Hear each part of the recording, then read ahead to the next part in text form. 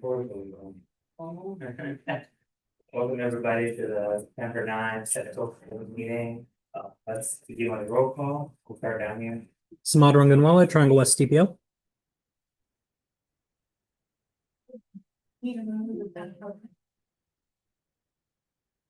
Bill Judge, City of Durham.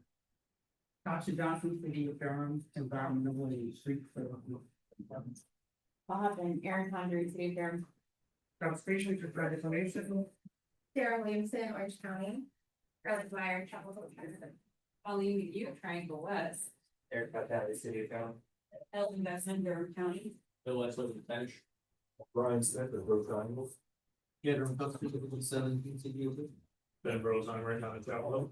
Curtis Scarpinato, Durham County. Stephanie Trueblood, Town of Hillsborough. What are we doing at VHB supporting projects here? Thank you. James Hamilton, Wilson, Baby. That's saying DHB. For a little bit, we keep going. That came back from yesterday. That 8 on the over. Madeline Galliano, Triangle West. Tom Porter, Triangle West. David Miller, Triangle West. Yankee Young, Triangle West. Doug Plachinsky, Triangle West. Bowman Fasasian, Triangle West. Any adjustments to the agenda stuff? There are not. If none, anybody with public comments? No public comments. That brings us to the consent agenda. This month's consent agenda, we have the August 12th PC minutes. A letter of support for Orange County P310. Request for additional funding for HL 0045. Tip accelerated upgrade number 1. Any comments, questions, concerns about that agenda? Hearing none, make a motion. So you, Paul White, Good Triangle. Moved by Paul, thank you. Seconded by Ellen, all in favor? I. Why are we? If I may, real quick, we got the introduction so quick. I wanted to just take a moment to introduce our new CEO, who will introduce himself, Dr. Brian Smith. I know you've got to duck out, you've got some schedule conflicts, but I wanted everybody to get a chance to put a face with the name, and I don't know if you've got anything additional you want to add beyond just introductions. Well, thank you, Paul, and good afternoon, everyone. I'm Brian Smith, and I'm glad to be here. I started in June, and they hit the ground running, and so as every day goes by, it's another opportunity to get out and meet folks and connect with different organizations and stakeholders. So this is one of those groups, and this is where the magic happens, right? So it's great to be here with you, and thanks for having me. Welcome. Thank you. Yeah, of course. With that, we're, we can get, all in favor? Any opposed? Passed unanimously. With that, we're on to our draft fiscal year 27 UPWP, release public comment.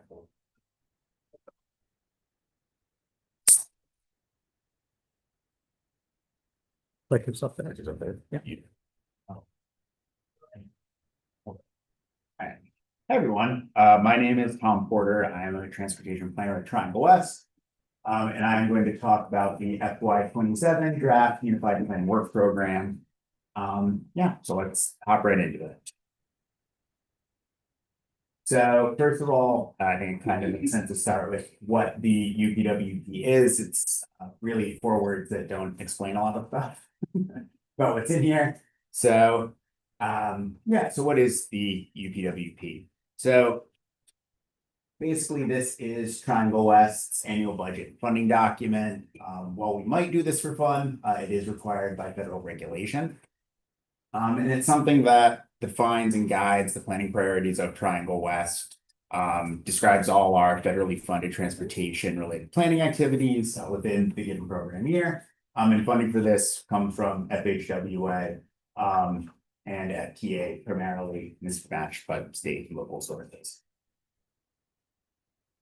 So there are 2 kind of main umbrellas of funding, our FHWA funding and our FTA funding. So with our FHWA, we have our Surface Transportation Block Grant Program Direct Attributable Funding. So STDGDA, I'll call it DA for short. This funding is flexible. It can be used for consultant studies, planning, infrastructure, transit service, stuff like this. There's not a ton of restrictions on it, as long as the use is transportation related. So very flexible, available for MPO staff and member planning studies. To use it, 20% match is required. We also have our metropolitan planning funds, usually just referred to as PL. This is available to the MPO staff for planning. Again, 20% match is required for this. We also have our safe and accessible transportation options, or Y410. And so this is easily our smallest bucket under this FHWA funding umbrella. This is available to MPO staff for planning related to complete streets. And this is 100% federally reimbursed, so no match is required for that. Under the FTA heading, we also have our 5303 funds. And so these are available for MPO staff and member planning studies. And some of you've heard it before, but 20% local match required for that. So where are we in the UPWP development schedule? Well, we are here. Special study scoping and meetings related to that took place over the summer. We had our walkthrough last week with many of the folks here in this room. So today, obviously bringing this before you, and looking for recommendation that this go to the board, and eventually get released for public comment. So we'll be going to the board on September 23rd, after which we'll have a public hearing, of course, get some public input. Then looking for approval from this body and the board in November. And then finally, our draft version of this will go to NCDOT in January, with the final draft going to NCDOT towards the end of March. So nice long timeline, but we're right here smack dab in the middle. So for FY27, we have a few special studies right now. And so we have our street design manual study. And so this study will evaluate and identify appropriate cross sections for corridors throughout the Triangle West area, consistent with best practices from around the country for safety and multimodal mobility. And so the idea here is that this is going to be a resource for member agencies to reference and for comprehensive planning development ordinances moving forward. We also will be engaging in an extra-regional MTIP database web application. We did a study on NC54, and so that's going to be studying the segment of NC54 in RTP. That study will include a safety and multimodal analysis of that corridor, which includes Research Triangle High School and Park Office Drive. And the idea there that the corridor study will create a long-range vision for that corridor, incorporating plans for the future RTP mobility hub and future BRT lines. In addition, there will be a joint regional trail plan and a TDM plan update. We also anticipate a couple special studies continuing into FY27. So from FY26, we anticipate the UNC Cogen Rail Corridor Feasibility Study continuing into FY27. This is Amendment 1 of the FY26 UPWP, if memory serves. And then 2 continuing from FY25. Anticipate US 70 East Corridor Study, Phase 2 continuing, as well as the 15501 Corridor Study. So what's new with the FY27 UPWP? Well, a couple of things. The first thing that's changing are our task codes. And so if you've ever looked through the budgeting side or even read our task codes in the UPWP, these are the headings that they were under. This is what our budget more or less looked like. There's some things in here that probably describe what we do pretty well. There's some things in here that probably don't. So we've kind of refurbished this. They look a little nicer. And now our task codes are going to look like this. And so there are 6 headings here with, of course, subheadings, broadly describing the work that we do, or better describing the work that we do. At the top here are required functions. I think this is pretty self-explanatory. Things like the MPP, UPWP, which we're talking about today, CMP, things like that. Our second major heading about strengthening partnerships, and so special studies, supporting local decision making, doing this kind of work. Our third, legislative dialogue, this is a place where the TPO will be better engaging with folks at the national and statewide level. Our fourth kind of section, community education and attainment, this is going to be focused on the outreach work that the MPO does. Resiliency, that refers to our organizational resiliency. And so this is a place where we focus on getting staff in the MPO to do work and to better do work, not only for ourselves, but of course to support our members and work with our partners. And then finally, infrastructure stewardship. And so this is about the back end, about project development, about being good stewards of our data, and things like this. So just speaks a little bit better to the work that we do here at the MPO in maybe a less cryptic or arcane way. One of the other major kind of parts of the 27 UPWP will be the establishment of a funding reserve. And so starting in FY27, the TPO will request an additional 2% of the gross budget to achieve 6 primary goals. The first of which being financial stability and sustainability. It's the idea that reserves will allow us to manage long-term finances, prevents reliance on short-term borrowing or unexpected member contributions, to cover cost increases, or to avoid those kinds of things. Second, emergency response. So, this gives us or would give us a crucial financial cushion in cases of natural disasters, unexpected infrastructure failures, crises at large. Help us with cash flow management. Help us manage daily cash requirements and smooth out the impact of fluctuating cash flows throughout the year, right? A consistent level of service, which leads nicely into service level protection. Again, adequate reserves helping us maintain consistent service, regardless of what might be happening with revenue or the economy. Also can help us with regards to credit. And so these are the kinds of things where basically having healthy cash reserves is an indicator of financial stability, right? And so something that's important with regard to the Triangle West if it ever needed to access those kinds of tools. And then finally, what we're calling intergenerational equity. And so the idea here is that by saving now, we can finance future liabilities and projects, ensuring that those costs are not entirely borne by a future version of the TPO. And so I know this is the most eagerly awaited part of the UPWP, the member match is coming. Hopefully towards the end of the month, the idea is we want to hear your input today, hear the board's input at the end of the month, and also hopefully hear a little bit from the public before we finalize our budget. But yeah, I know folks are waiting on that. And that budget, or the match, I should say, will include the 2% of the gross budget for the funding reserve that I just talked about. So today, looking for the TC to recommend this to the board, and then at the end of the month, be asking the board to authorize release for public comment. So with that, are there any questions? Yes. Yeah, I have one comment and one question. First, I'd like to, so about a year or so ago, last year, I think, the PTO moved this process up, and I just want to say thank you. It's really helped, correlate with our CIP process better. So we appreciate y'all moving that process up, the timeline up, so we could get everything on our CIP accordingly. So. Sure. And then the question, on the street design manual study, we had a couple questions about,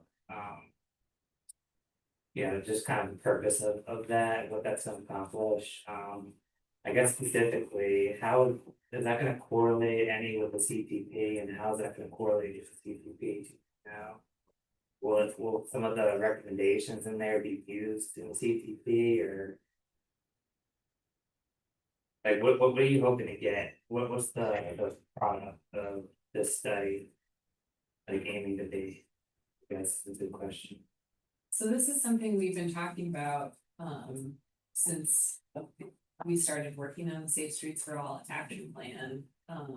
But essentially this will correlate with the CTP, with some of the different street designs, that we need for regional roadways throughout the CT or the MPO area. Working closely with you all as our members for what those should look like. You can identify like the major corridors or something of that sort. Yeah. Okay. Is it, you have all the CDOT cross section for the CT? Or are you? I think we would, the idea would be that we would be looking beyond the NCDOT cross sections for the regional roadways throughout the MPO area. And I guess with NCDOT having adoption. For the street design, yeah, because it's a CTP. No, it's not the CTP. It's not the CTP. No. Each community could adopt or modify the product to fit its regulatory scheme. Question. Timing wise, how would this relate to the CTP? Does this imply that this study might need to get near completion before the CTP gets too far? Not necessarily. I don't know, our CTP update schedule is, has been slower than the MTP, which I think we were originally hoping that they would happen around the same time, but that's not gonna be the case anymore. So we're working on having a CTP update in 27, but they won't necessarily be correlated with each other as far as adoption is concerned. You said earlier looking beyond certain cross sections. What is looking beyond? We're gonna be looking for the safest cross section for those roadways, looking at multimodal cross sections throughout the region.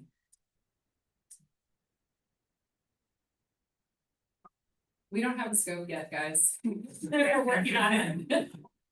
I mean, I think the idea is to have the tool, because as we witnessed over the past few DC meetings, relying on the CTP as a tool in a land use regulatory scheme, when there needs to be a modification,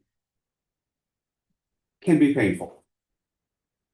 So providing local communities a modifiable template for them to use, be it Chapel Hill, Durham, Chatham County, for how they review and approve their land use decisions outside of the CTP, we feel has value.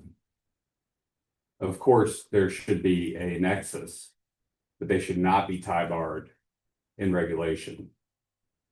Because neither the MPO nor the State Board of Transportation should be making decisions about local land uses. And that's what happens when you're relying on the CTP for development approval.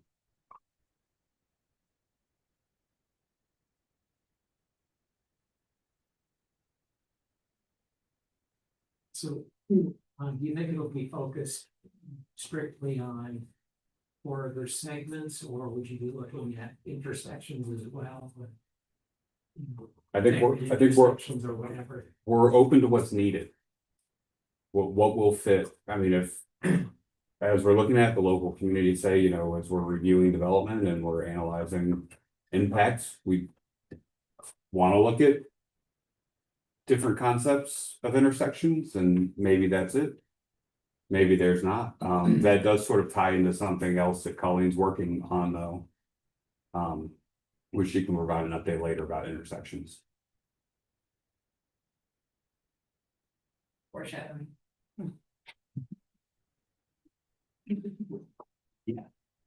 So the dirt, so like most of the funding for the MPO is 80% federal, 20% local, right? And we pay the proportionate share of the 20% local.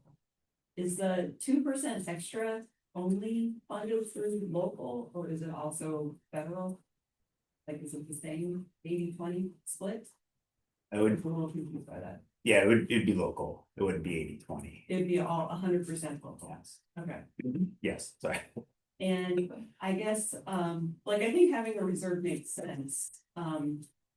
This is like, but something you have that reserve, like in reach a minimum level. Would you just be trying to maintain, like, that amount of reserve funding? You know, so like, maybe you're asking for 2% this year to build up your reserve, but then next year, if you don't end up needing to spend it, maybe you don't need an additional request, or it's a lot less.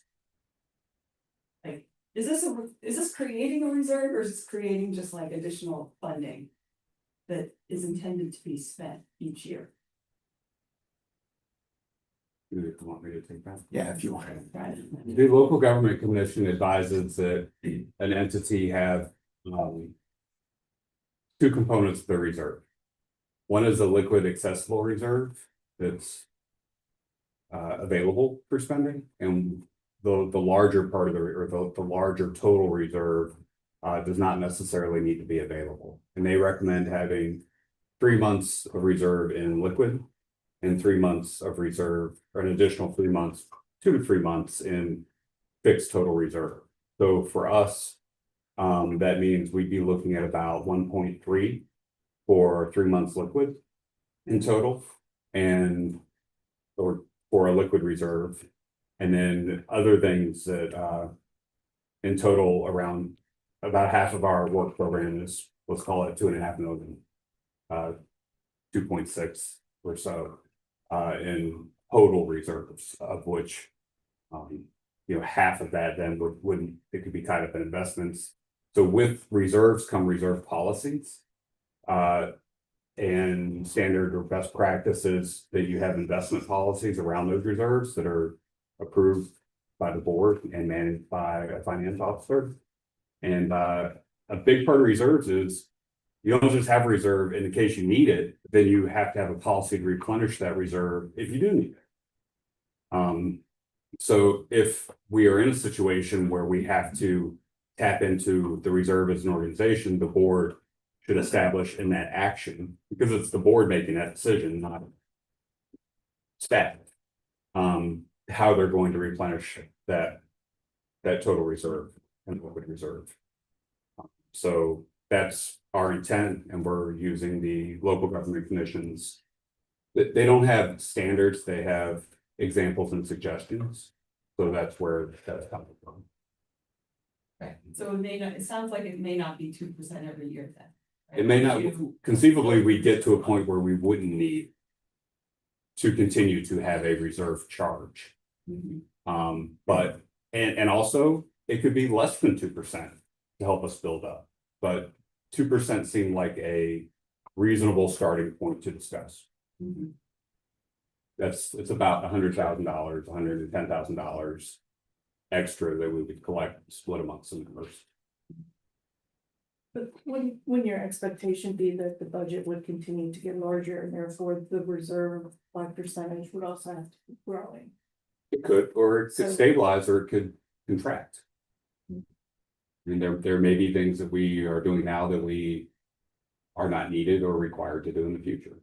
But yes, that is a good point, with over time. The expectation would be that it would continue.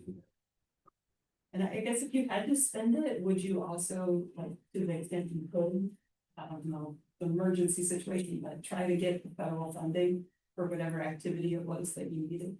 Oh, absolutely. Like if there's a declared emergency, we follow those procedures. What happens if the federal government shuts down for 6 months and we have to float? But then they come back and they say, well, we'll reimburse you all your expenses. Right now we don't have a way to cover those expenses. We would just all go home, and then we'd come back. So even if we had, it's not those kinds of disruptions don't create reimbursement opportunities. Is that we literally don't have the cash on hand to continue to work should there be an extended shutdown or something else. And I should add, our very gracious partners here in this building, Central Pines, also face that same situation. They do not have a large operating reserve. So it's not something that we can just say, hey, you know, can you spot us? Even our operations now cause strain on the overall finances of both organizations working together.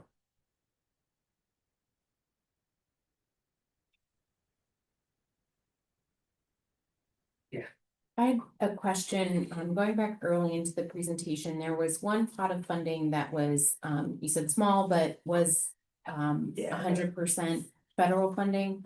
I haven't taken a, 100% deep dive into the draft, but I'm just curious what types of things are being funded with that piece that's 100% federally reimbursed. Yeah, so that's the safe and accessible transportation options, the Y410. And so that's been used for planning related to complete streets work. I think what in 26 it was like 12,800, 12,700. So like compared to the size of the DA and PL, it's Gotcha. small. And in the FY27 draft plan, are there particular projects or studies or things that's being allocated towards, or? I don't, it's nothing in particular. Well, Tax codes, but. yeah, I think we had it under tax code. It's primarily offsetting some status. Okay, great. Thank you for the information. Yes. From the NC 54 study. Is included us early enough, and so we are happy to do so. That's a quarterly, it's near and dear to our hearts, both from the Town Mobility Hub. And my understanding from Jenny Green at City of Durham is starting, I think it's November, the 12B will cease to operate, and that will be our corridor, that will be our route, 800.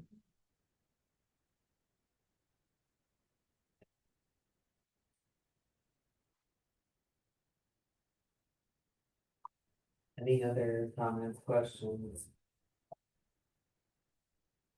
The motion or action is recommendations for board release and public comment. Look for a motion. Moved by Ellen.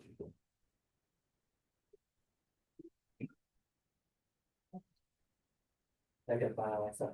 Yeah. Sarah. All in favor? Any opposed? That's unanimously.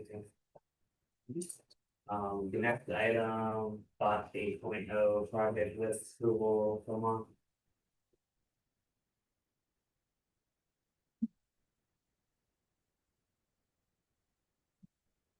Good afternoon, everyone. I'm from Satya, the planner here. Talk about our spot list. Should be it now. All right, so just a quick background on spot before we get started. Just wanted to list out some key considerations just to think about as we're proceeding with this. So we have 17 submissions per mode. This is different from last cycle. Last cycle, we had 24 per mode. And so just 17 for this go around. Our local influence has remained the same. Though there's nothing we need to do in regards to that at this moment. We'll be updating on methodology towards the end of this year and to the beginning of next year, just to prepare for that allocation process. So a little background on the projects. So there's two types of projects that will be submitted. The new and implemented projects. This is what will be on the list that we'll have in this presentation, because those do count towards the 17 submissions that we are allotted. Then there are the carryover projects. These are projects that were awarded funding in the previous spot cycles, but they do have to compete again. And these do not count towards our submissions. And so the main thing to take away here really is just our funding availability. There's just not a whole lot of this round, not much different from last round, and this season projects then, but it's still a dire situation.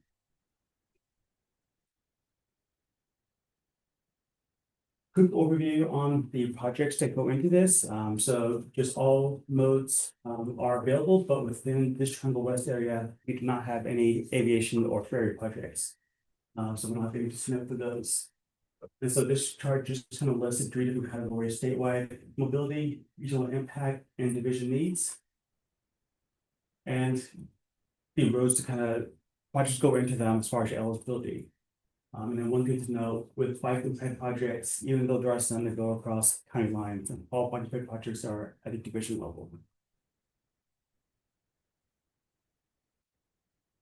Going to the project list, what you will see here will be a bit different than how it's been displayed in the past. In the past, it's been listed by mode, but right now I did it by funding availability within each STI category. So excuse the blurriness of this, but this is zoomed in image of our area just to show the different STI categories that we are in. So at division level, there's divisions 5, 7, and 8. And then at the regional level, there's C, B, and E. And right in the center, start with you. So like I mentioned, this is separated by division, and so these are all projects within division 5. It also was their cost estimate towards the right. Any that do not have cost estimate are new submissions that get to go through the process. One way that it is kind of categorized here is by mode, in terms of the color. And so with it being a division level, the green represents bike and fed projects. And then the blue would be highway projects. And so there's a good number of these slides with projects, and so I'm gonna linger on each for a little bit, so you time to take it in.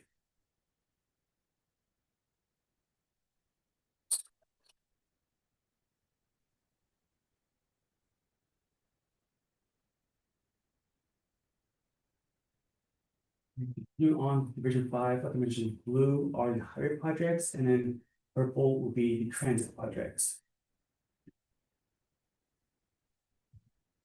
And then the amount at the top is the funding availability for all of division 5, not just the Trump West area, but also includes Campo and Qatar as well. So each project will compete against their submissions.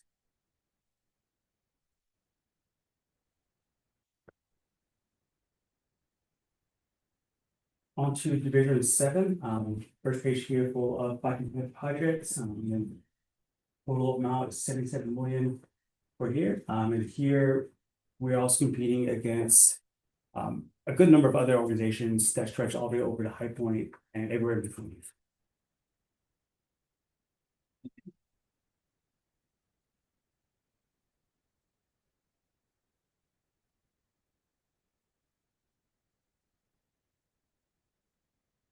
And like I mentioned, the blue are the highway projects and the purple are the transit projects. I do want to make one note of a change. B15, this actually should be blue for highway project, but this is a new request that we received from Chapel Hill last week, just to extend Freeport Drive all the way to River Dairy Road.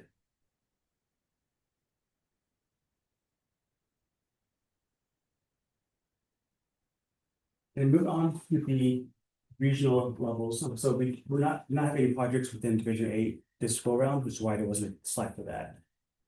And so at the regional level is where we combine divisions, so mix up Division 5 and 6. And I'll give a minute to take these in. And you color here, the red lines are rail projects.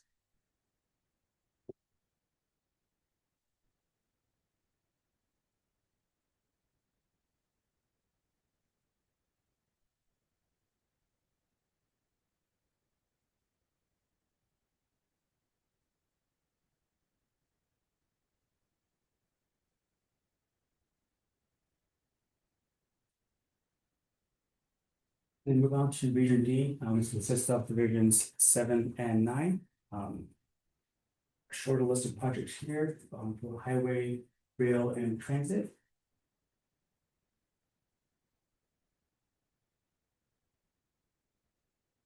And then these are followed by the statewide category, which covers the whole state as is named. It's the largest pot of money, and as far as our submittals, only statewide projects we have are on our rail list. And so as for these two slides would be just all of our rail projects.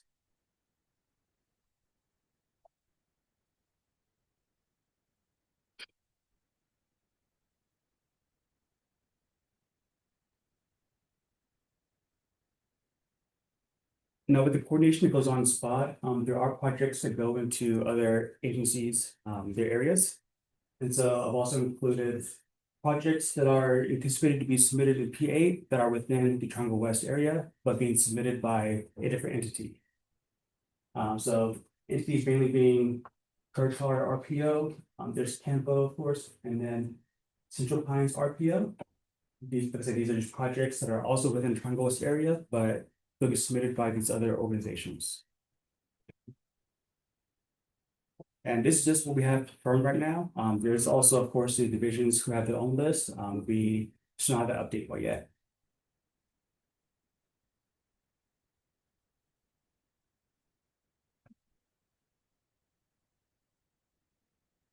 And so a variety of projects, but the bulk of these will be transit between here and Campo. This is where we saw the most success last go around in P7. So same reason that we'll double down on it this go around.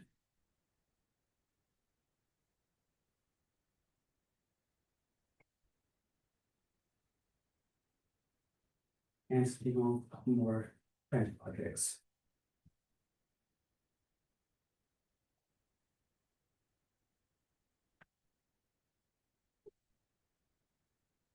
Now, one last topic of discussion will be the area specific weights. This is an option that all members are given within the state just to be able to adjust the criteria weights that are set by the spot work group. And so they were updated for P8 compared to P7. So this is what they are right now, just for the division needs in the highway mode. Within the highway mode is the only one where we're actually able to change and update the area specific weights. And so this is what they were updated to within P8. The update that we are looking to make is to the safety category. Within mobility projects, looking to take away from rate to add to safety, to make it 15% and just remove that. And then within same thing within modernization, updating the 35 to 40% and remove the freight, just because on local roads, which is being what division, these projects are made up of, trucks are kind of a non-factor.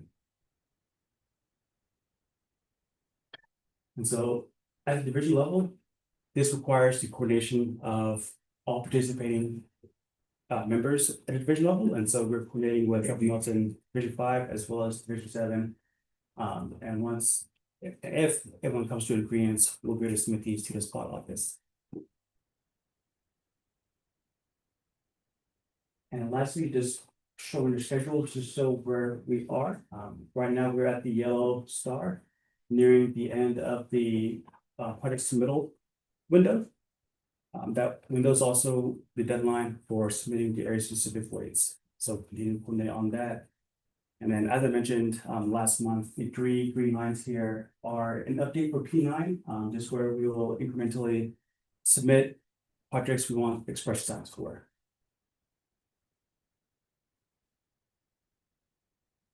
And one last change you'll notice in the agenda in regards to the TC action, we've just updated the language in there, just to account for the additional coordination that goes on up until the very last minute with divisions and all other agencies. And so this would allow, the action would allow us to just take advantage of any of that coordination that happens after either this meeting or a board meeting. And with that, happy to take any questions. Thanks for the presentation.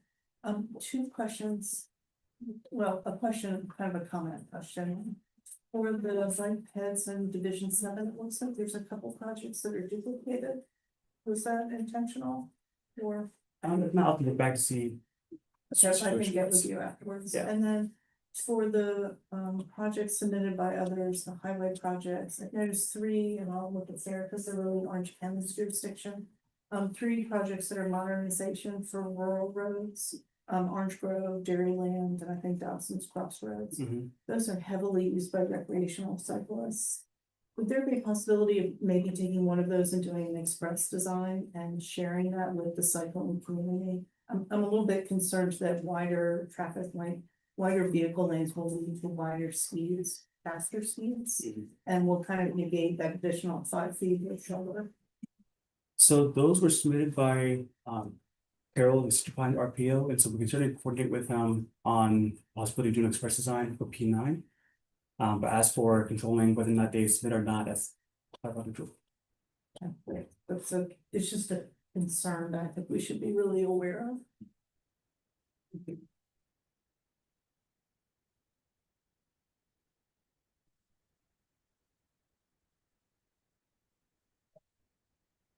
Anybody else have any questions, comments, concerns?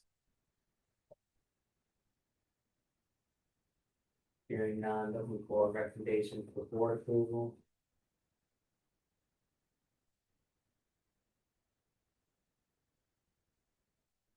I don't see it one. So move, Paul. We'll try.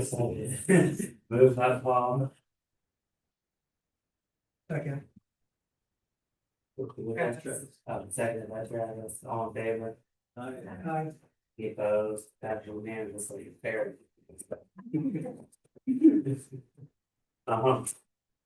With that, on to the, come on again for a tip update number 1.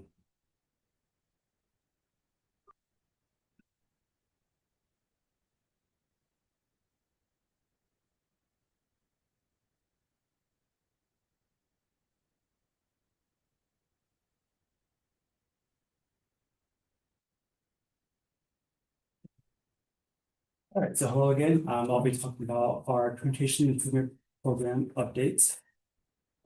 And so this quick introduction was a tip. It is a 10-year program of funding transportation projects for all modes. It does have to be physically constrained, meaning we can only put in projects in there that have a confirmed funding source, not too much thinking. And then getting into what amendments are, we should be here today. Amendment are just changes to the TIP, whether it be to the schedule, the funding amounts, or just the scope of projects. They're required for these 3 and several other criteria. Part of it, so adding new projects and significant changes in scope, schedule, and cost. And then for cost, the threshold for that would be a change more than 2 million or 35% of the original project cost. That would be a significant change. So you may be wondering why there are 2 amendments in the agenda today, one in consent and one in action. Main reason for this, our TIP process is lengthy, and at times we do receive time-sensitive requests either from EPOT or from our members here, just to expedite the process to get into the step. And so our public participation plan that was adopted earlier this year includes a provision for just emergencies, planning emergencies, to accommodate these time-sensitive requests.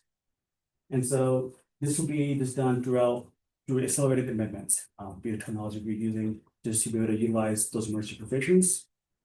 And logistics for these, they'll be approved within the same month they are brought to the TCM board. So this one will be approved by our board later on this month. And then the amendment 1 that's in the action category will go through a normal public engagement process as in the posted schedule.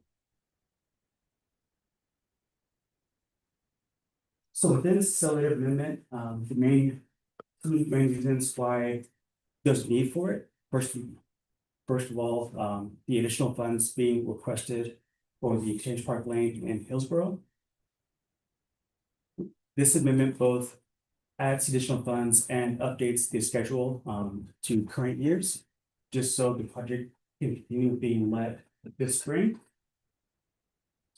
Aside from this, there are several item in handouts. These are the reports that go to the NC Board of Transportation for informational purposes the first month, and then they're brought back again the second month for approval. And with these, they were requested by the STPO net for us to approve these because they are ready to move forward with projects. They just need the approval of all appeals in the state.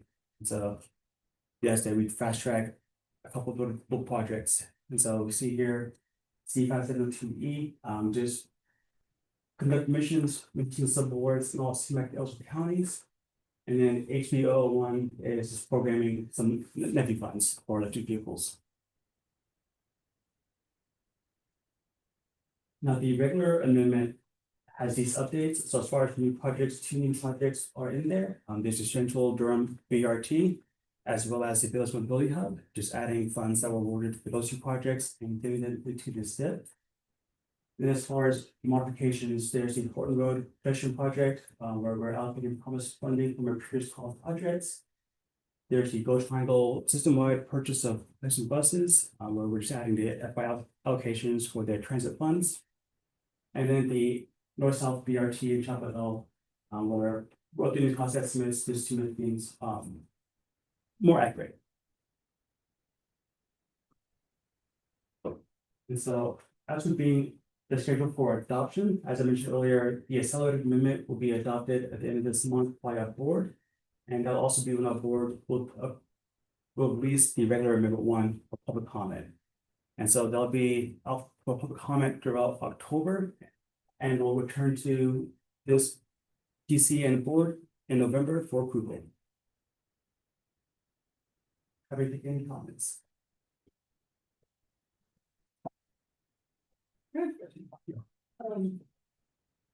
So I noticed in the documentation that the Central Durham BRT and the Village Mobility have, I think there was a copy paste error in the same table for each of those, both of them. Maybe I'll be good, thank you. Okay, and then I guess for the Central Durham BRT, like, so could you explain the purpose of adding 50,000 and 5307 to it, like, nominal amount of the total? But I just want to better understand what. I don't have that exact answer. I'll need to contact Go Durham, just find the exact reason, but when it comes to having these federal funds to the STIP, it has been consistent with whether we need to or not, and so I just need to look into it further. Okay.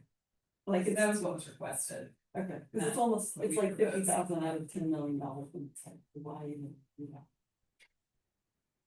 But- Okay, well, for the transit plan, we're trying to keep track of which projects have federal funding applied to them, which don't, so. We'll make sure we're aware and coordinated. Check. Unless someone here knows the answer, apparently.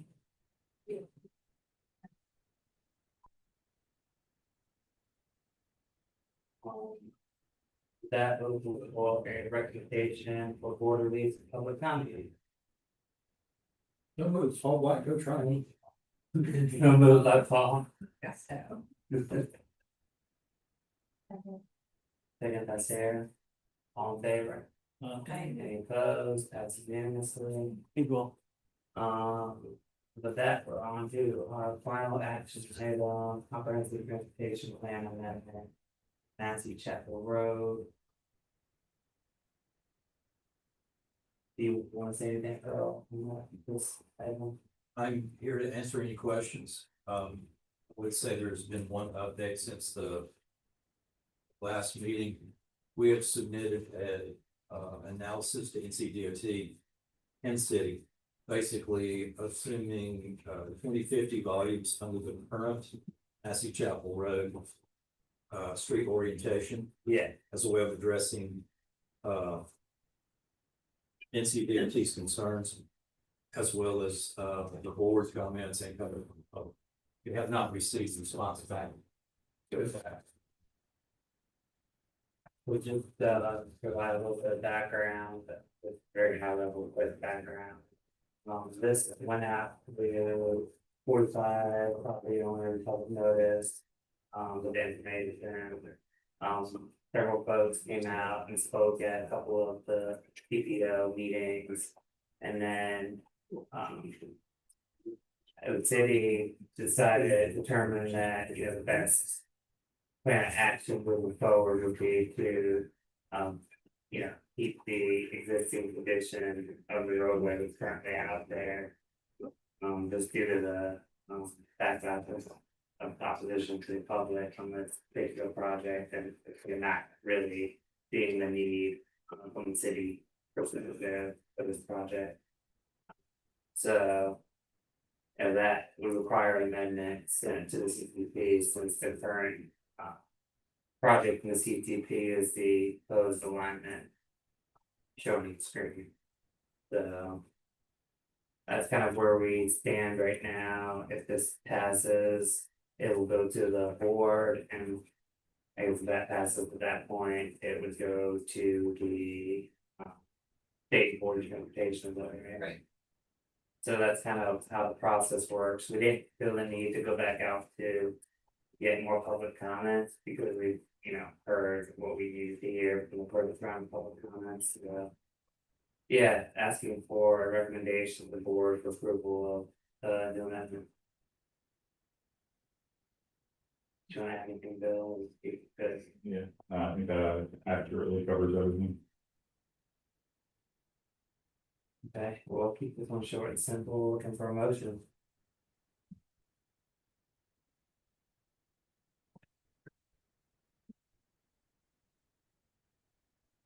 So this is what the city prefers, but in a package of analysis is going to be submitted to NCDOT, what we don't know, we haven't heard back from them. Correct. They will shut it down, let them shut it down, but we're gonna keep going. Okay, but I will just be addressed with, I guess, NCDOT's approval of the CTP. I guess so, yeah. If it doesn't, it'll have to. We got the farm board, yeah. Alright, okay, I'll make a motion. Moved by Alan.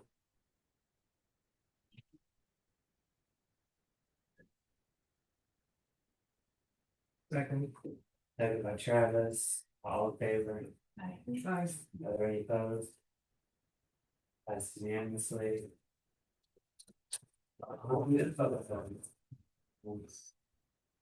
First info item, downtown Hillsborough parking study, that would be. Sorry, I'm gonna not pronounce this correctly, Ian Banks? Yeah, Ian Banks, yeah. And Twice. Matt Edford. Eford.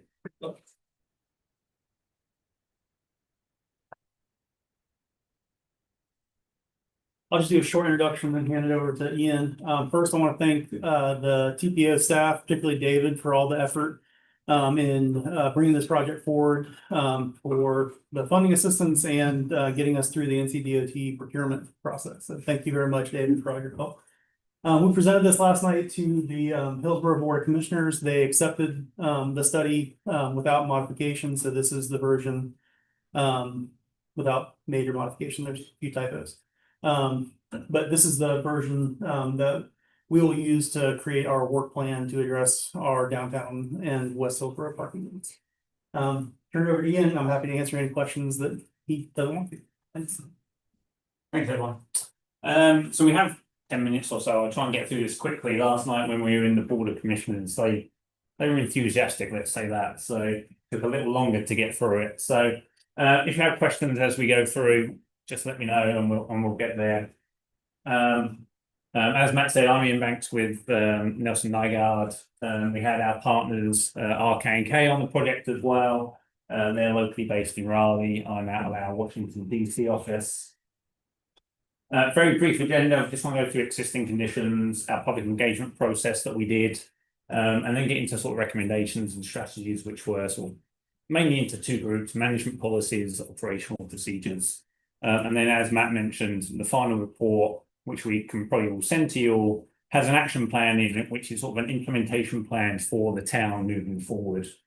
And that begins to outline priorities, short, medium, long term, and sort of some estimated costs in there as well as it relates to some of these recommendations. So hands up who's been to Hillsborough, at least 10 times recently anyway. Good portion of folks. So just think about it as you look at this map. This is our study area. You've got like historic core, downtown core of Hillsborough, and then obviously to the west here is West Hillsborough. That's the South Nash Street area, Barbecue, Wicks, Custard, as well as the two mills as well, Bellevue Mill as well as Eno Mill. Just think about how many parking spaces there may be there. And I'll ask you a question again in like 2 slides time. The main project goals were really to take a look at supply and demand. really understand what is the actual supply within town, how that's being utilised during those peak demand periods and as well as low demand periods. Take a look at ownership, both public access as well as private and publicly owned. Information, signage on wayfinding, we all know that if you can't find the parking, it's probably not worth having it.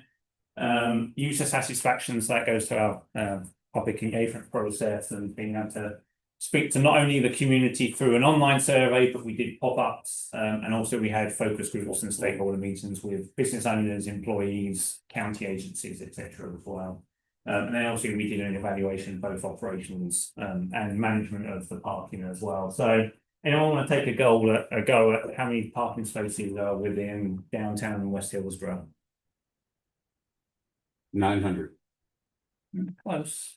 Close for one of them anyway.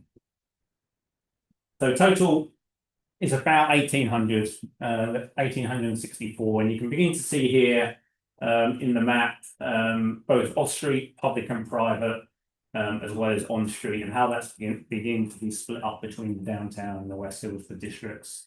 And you can see there in the shading, the darker colours are private parking, the lighter colours are those that are either publicly owned and or publicly available throughout the day as well.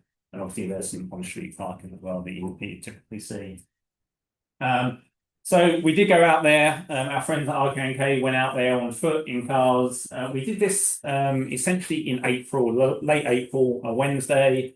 If you know downtown Hillsborough, that's the day of traffic court. That's a very popular day.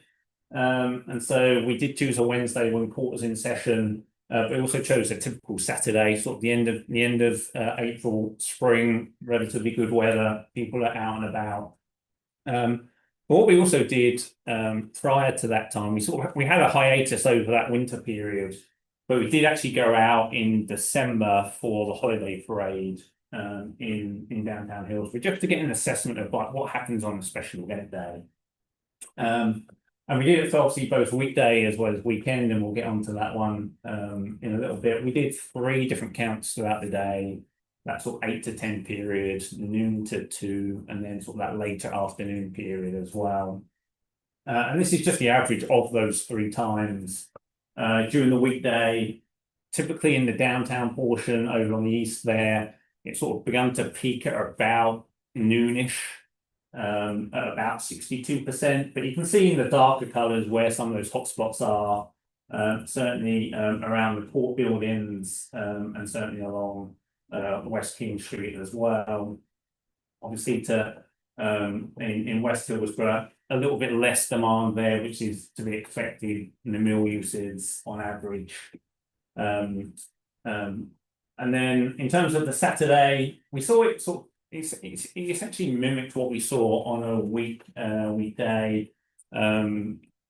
Lower utilization overall throughout the day, but really in the peak times, we've begun, which is again that noon to 2 period, people going out for lunch, doing sort of errands and chores and getting around town. It's really sort of around that West King Street in Hillsborough, in downtown. If anyone knows Cup and Go, that parking lot, which is known as the West King Street lot. Again, very popular, and that's sort of that's where that key demand truly is. But importantly, both of these locations, both during the weekday as well as on the weekend, you can see sort of those eastern portions of downtown way less utilised than sort of those key destinations along Churton Street and that West King Street.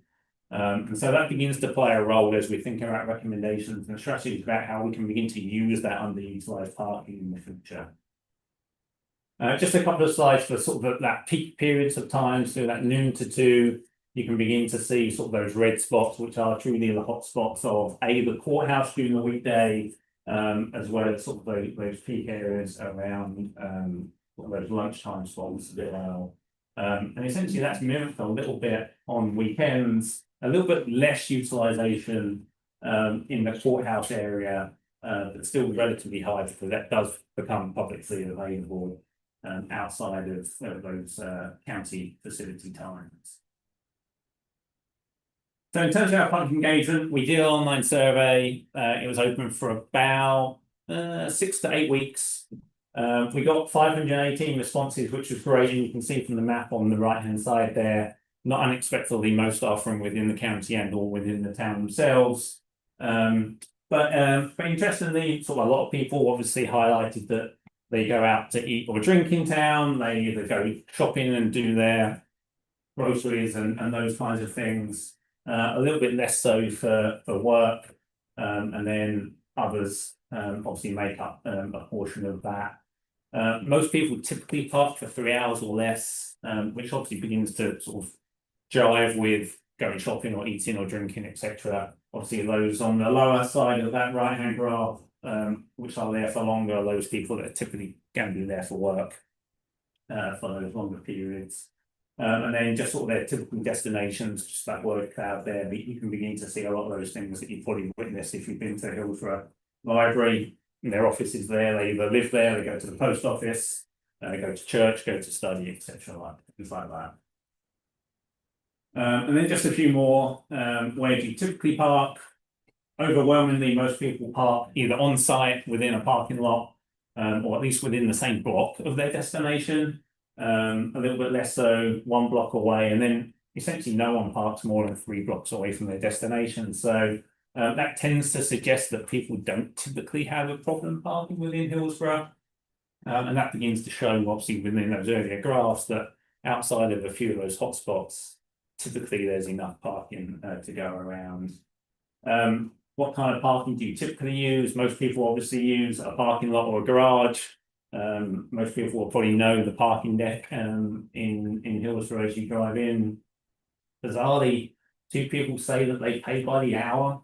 There's no paid parking in Hillsborough, so someone's obviously making some random payment somewhere. We certainly didn't find a random meter anywhere, but we'll certainly try and find that. And obviously, like the workout here, overwhelmingly people say parking actually works pretty well in Hillsborough as well. So we did ask some questions about bicycle parking. Most people are generally somewhat satisfied. Obviously, the trail is the Riverwalk and the trail is a big user group of the bicycle parking. And we did ask a few additional questions there about sort of what could be improved for bicycle parking as well. We spoke with stakeholder meetings, with stakeholders through meetings and focus groups, and again, sort of most of the comments that you see here in sort of those 5 bullet points are generally Hillsborough has enough parking, except for those special event days. And this is not an advertisement, but I think it's this coming weekend is the Hog Festival. So if you haven't been to a festival in downtown, you can probably go.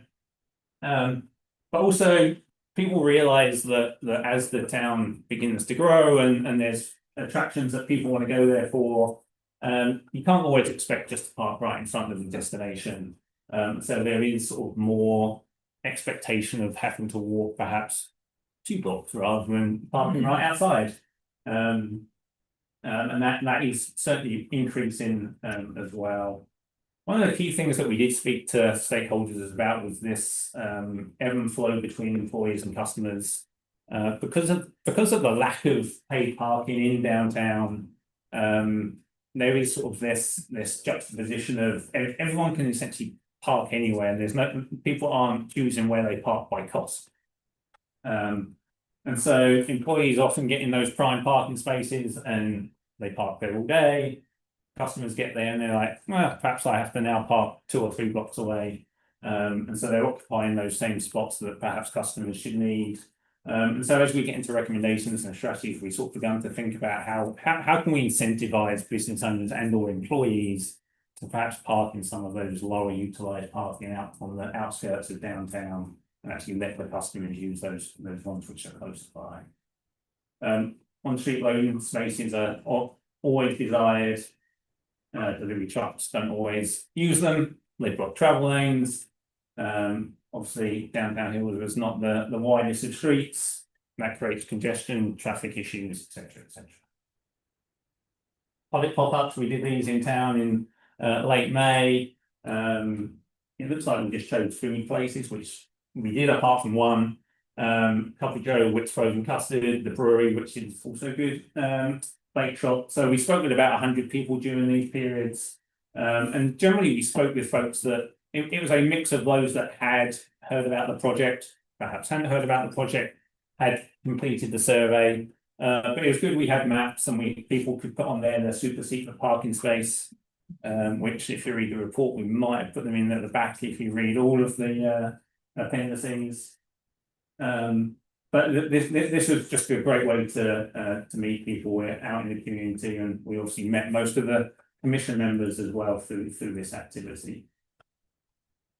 Just quickly, I know we're getting caught on time. Management policies, we essentially put them into two buckets. The actual management of obviously the parking itself from the town. And so right now, there's not necessarily a sort of specific parking manager within town. It's sort of spread amongst various different departments, various different staff. Sometimes that can lead to sort of not always consistent policy decisions and information, etc. And so being able to designate that to an existing staff member who wants to take that on would be a good thing. Facilitating additional shared parking agreements is always going to be a great thing. There's lots of private parking, and being able to overcome some of those implementation barriers that you typically see from private owners. Most of those are typically surrounding liability of those parking areas. If someone trips and falls, or cars get broken into, or something happens, that's always the issue. So towns and jurisdiction can typically overcome that with their own liability insurance. Technology to overcome some of those barriers as well. So it's incentivizing it either by having a fee for that parking, but also just by having the cities and towns website updating their maps to show that this parking is available at certain hours of the day. And then just for the town to actually identify certain lots as well. In our discussions, most of the local community sort of said, oh, if it's busy downtown, if it's a special event, we go and park at First Baptist Church. But visitors don't know that they can do that. Obviously, the Baptist Church is relatively underutilized most of the day and most of the week. And so being able to facilitate some of those additional lots to be available is key to maximize your supply. Orange County is obviously a big player in town, lots of different facilities, but they also have the River parking deck. If you've ever been to that parking deck, the top levels are gated off. They're utilised by fleet vehicles and employees, as well as the lower level deck. Being able to sort of open up some of that on weekends and evenings could open up in the region of another 200 spaces. And there is potential for new parking as well within the Orange County facilities. And so being able to be a partner in that and collaborate with the county to enable public access at various different times is obviously going to increase your supply as well. Obviously, we mentioned earlier about employee and business parking. Just having incentive programs and sort of education of those businesses to say, perhaps it's not best if you and or your employees are parking right outside of your business. That's probably going to be better for your customers. Curbside management was a big one. Obviously, there's lots of calls for additional ADA parking. That's obviously not as easy to come by with various different regulations, but being able to provide that as best you can. And then just managing and enforcing your loading zones as well. Being able to permit and sign those loading zones, not necessarily as 24/7 for loading zones. We know that typically you're not going to get a business or a beer delivery at 6 o'clock, 7 o'clock, 8 o'clock at night. That could be used for other things. It could be a parking spot. It could be a TNC drop-off pickup area. It could be a valet area. And so there's sort of an element of police department enforcement as well as sort of additional regulation of those spaces. And then like all of us, right, we're all trying to figure out what's going to happen with autonomous vehicles and sort of just at least prepare for that as you think about future signage and future regulation. Just finally, operational procedures, really optimizing your existing inventory is going to be key here. I mean, no jurisdiction really truly wants to spend millions on parking anymore. And particularly when you have enough supply and it's just a short walk away, you really want to begin to maximize what you do have. So real-time technology, real-time information. This example on the right-hand side is from downtown Milwaukee. You don't necessarily have to have something this sophisticated, but this is an option. It was interesting when we were speaking with the board last night. We were speaking about the death spiral in the parking garage. It's one way in, one way out. You could go right to the top looking for a space and then realize that there's no spaces and you have to come all the way back down while passing another 10 vehicles that are doing exactly the same thing. And so just having a signage at the entrance of the garage to say, we're actually full, I wouldn't even try going to the top. Or perhaps we have 10 spaces, 20 spaces, 100 spaces. It's just going to be better for user information, customer service, etc. And that can begin to be pumped out on the apps, maps, the town's website as well. So being able to improve and coordinate those is going to be key. Adding on-street parking where you possibly can, particularly for short-term and drop-off. Certainly a lot of like transactional short-term parking is needed for folks that perhaps either just going to grab a coffee, picking up dry cleaning, etc., etc.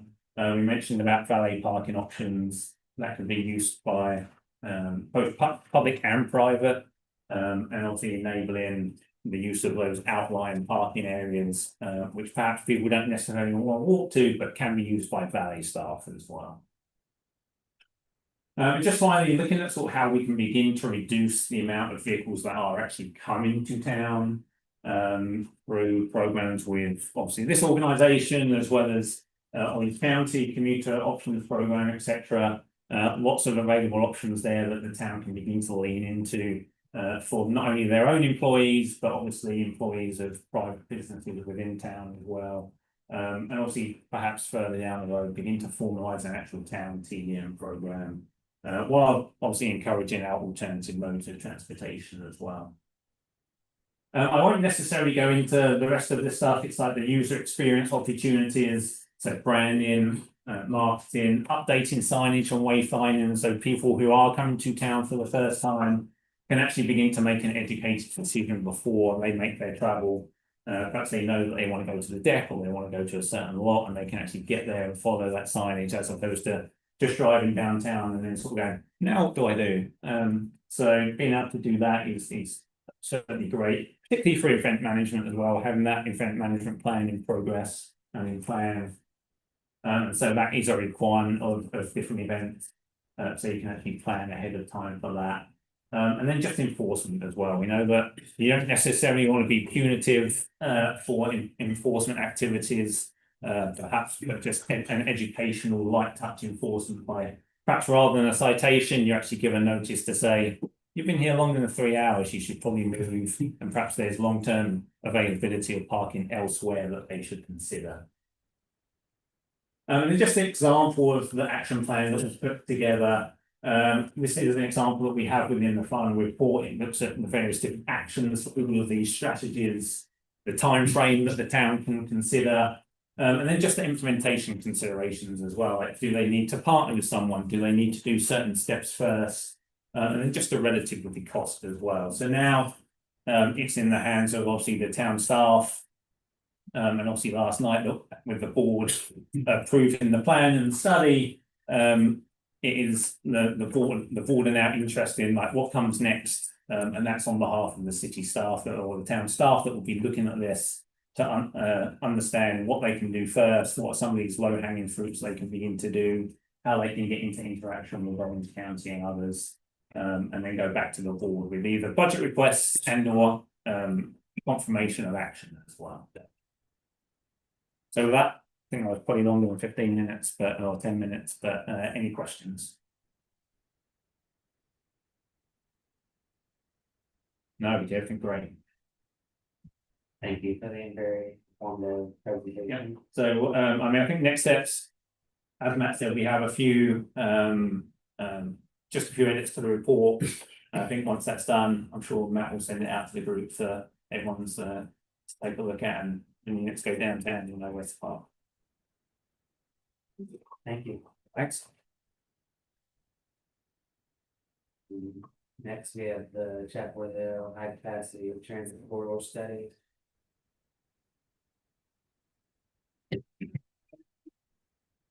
Okay.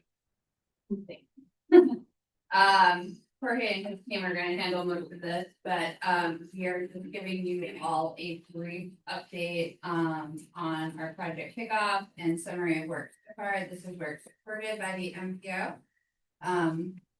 I can't remember exactly which funding source, that's what this is in the. It was our CBGDA. Yeah, and it was in the work plan for quite a while, and we finally got it off and running, and I think we've made a lot of progress.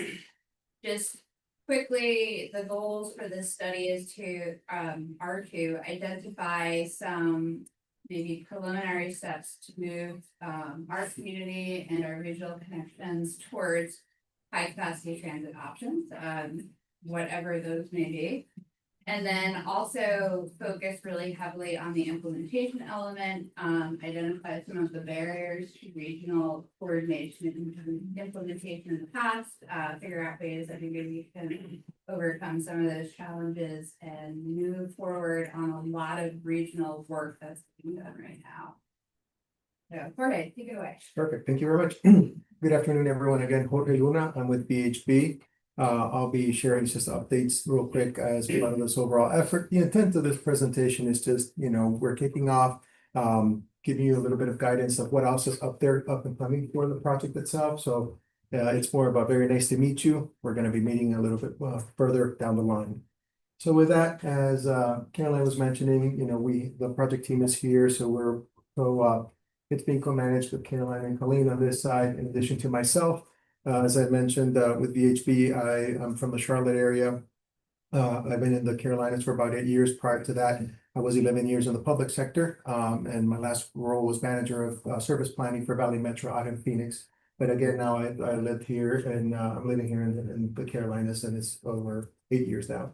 Joining me right behind over there, next to that screen, I have James Hamilton as Deputy Project Manager with our Raleigh VHB office, and Serena Singh on that side for our engagement lead, also here in the Raleigh office. So you'll be hearing a lot from us in the next few months. Also, part of the project team is we have Mushtaqur Rahman with BMG, Baseline Mobility Group. So Mushtaq and his team are helping us understand travel patterns, where people are coming from, going to, so getting a little bit of a good overview of what's happening in the region. And as I was mentioning, as part of this effort, this is an introduction, and the key part of this effort is a very technical review of things that are happening in the region, mobility, and setting the stage for connectivity towards high capacity transit service.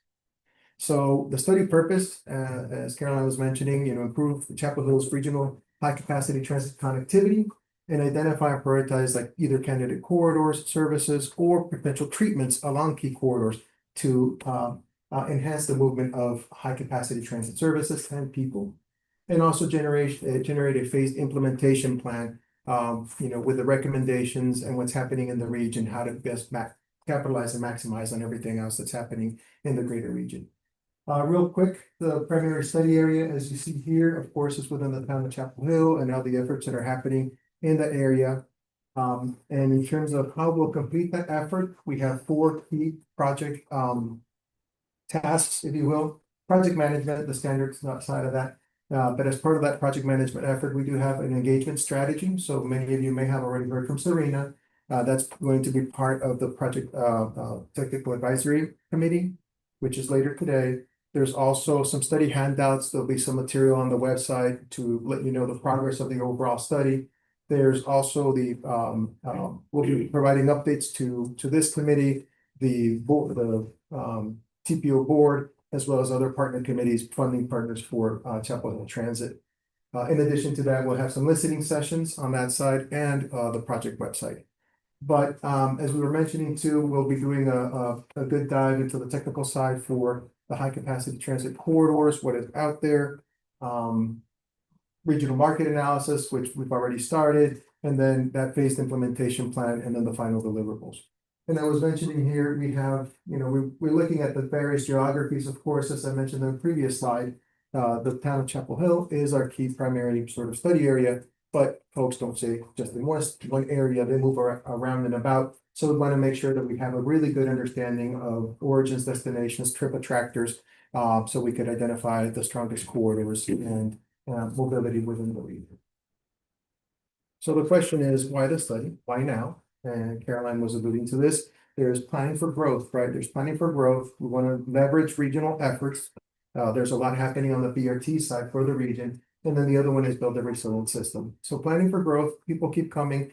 I think I read recently that by 2030, maybe North Carolina would be, I think, the 7th most populous state in the nation. So growth continues to happen, and let's be ready for that. And anticipate continued expansion for the use of corridors and be able to provide additional options for the public. Leverage regional efforts. I was at the RTA meeting recently, and they were highlighting 10 BRT corridors currently across the region or in the works. So how can we leverage those regional efforts at the same time? And overall be able to build a resilient system, establish a cohesive transit network that integrates Chapel Hill with the surrounding region and be able to capitalize on that, on those movements there. So progress to date, what have we been doing? We've been doing a lot of plan review. We've been looking at, the different plans and studies across the region, what's been going on, what are those plans, how can they help inform the effort that we're doing at this time. At the same time, we've been doing a lot of data collection. We've been looking at the start of the regional market analysis and the corridor evaluation, which will be getting underway pretty soon. Just some standard elements, if you will, of data that we've been gathering: demographic, land use information, housing, multimodal connections. So we're starting to gather all that to help identify corridors, identify opportunities that could help inform and tie this effort with other regional. Just to show that a little bit, we did do a good scan. We'll have that. We have that as part of the overall effort and study. But again, how do we frame ourselves as we kick off this effort to understand what our partners, what other communities and municipalities are doing? Chapel Hill, Carver, UNC, Go Triangle. So there's a lot of studies, a lot of efforts that are happening and underway so far. We just want to make sure that we are informed as part of this overall effort for this project. So I was mentioning engagement. So right here, as you see on the screen, this is just in a way a high level timeline that also just covers key engagement. The intent of the study is to try to have it finalized by May of next year. Some of the things that we're going to be doing, of course, project initiation into September. We are here before the TCC giving an update on kicking off on the overall study. We're also planning to go before the board, be able to provide an update as well on that side on the progress that we're doing. We're going to be moving further then into corridor evaluation, come back and have a second meeting with our technical advisory committee. Be able to hold also targeted listening sessions. What else are we missing? When we're looking at this data, when we're trying to get an understanding of mobility, what are some of the other elements that are out there that we should be paying attention to as we're coming up with recommendations in the next phase, which is service model and feasibility assessment? What are some of the lines that we could identify, some of the potential treatments that we could be identifying in the region or within Chapel Hill, and then some of the service types that could be useful for this project and recommendations. We bring all that back, select, put together a final list of recommendations and an implementation plan by May of next year. Again, these are just the other targeted listening sessions and pieces of information that we'll be providing throughout the study effort to make sure that everyone's informed. So next steps, of course, today, the update before this committee. Later in the day, many of you hopefully will join us for the technical advisory meeting 1, which is in person in this room.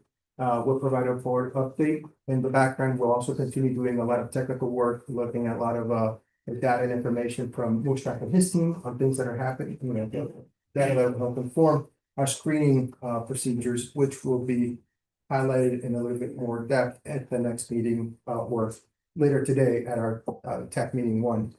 We'll then have a TAC meeting 2, which will be virtual, and then the listening sessions with key folks where we want to get some feedback at the technical advisory committee later today to finalize the listening session roster, and then we'll send those invites out and make sure that we have the right people invited and participating at the table. So this is the project team again, co-managed with Caroline and Colleen. And then you have our contact information as needed there. You will have to reach out and provide additional information. So with that, I stayed under 10 minutes. Any questions? Maybe this is better for the second meeting, but can you just talk a little bit more about the regional marketing analysis and what you hope to get from that? The regional market analysis, that's a really great question. So one of the things that I love to geek out on this side with Moostock on there. So if you're familiar with traffic analysis zones, the TAZs, so there's about 3,000 TAZs overall that we've identified. And what we've done, and you'll see that at the next session, we've aggregated the 3,000, 2,975 into 63 market zones. So based on geography, based on land use type, population density, and a few other things. So from 3,000 we went to 63. And what we want to understand are desire lines. Where are people from one market area? Where are they traveling to? So try to identify those strongest connections between the different market zones. Doing almost 3,000 desire lines just gets a little messy. So we opted to go with that effort of clustering several TAZs into market areas. I hope Okay, that's, so it's kind of an origins to destinations. Yeah. Okay. absolutely. Thank you. You're welcome. And more. You called it about it. I love the data, but.